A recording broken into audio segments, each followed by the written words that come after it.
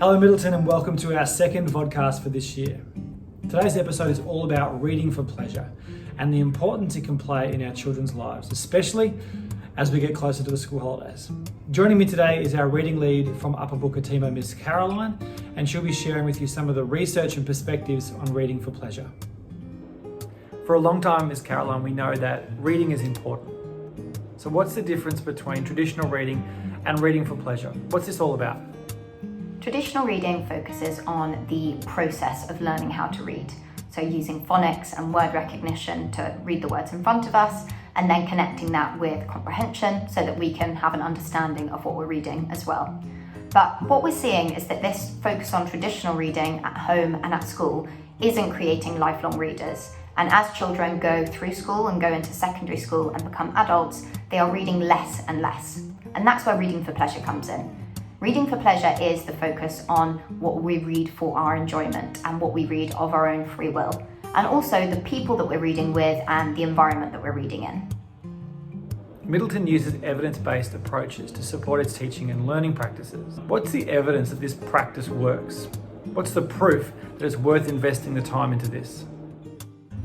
The OECD has stated that reading for pleasure is the single biggest indicator of a child's future success, more so than any other social or economic factor that could make a difference.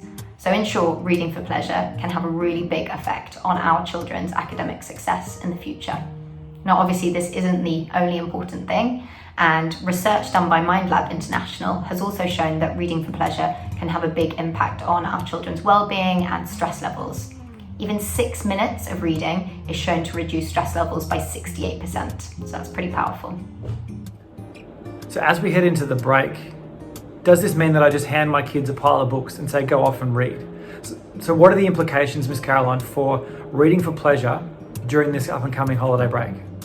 Actually, the best way to encourage reading for pleasure at home is to read with your child and to read to your child. And this includes secondary age children as well. It's the emotional connection that you have with your child that fosters that enjoyment and makes them want to come back to it and come back to it again. As the American Institute for Research has said, reading is contagious. So if children see you enjoying reading and see you prioritizing reading, it's something that they're going to do as well. This holiday break is the perfect time to get into a great reading routine at home. And I think this reading routine is really powerful for encouraging reading for pleasure in our kids. Libraries are also starting to reopen in Singapore, so a trip to the library where they get to pick some books of their own choice and get to discuss them with you would be really powerful. And there's also some great resources on the World Book Day website, some good reading recommendations lists, particularly for our older students, and some really lovely audiobooks read by the authors, which can be a really fun way of approaching and finding new exciting books. Thank you for sharing your insights today and your passion for reading, Miss Caroline.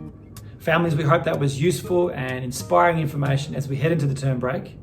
We hope that you enjoy reading and sharing some quality time together as a family. We'll see you all next term.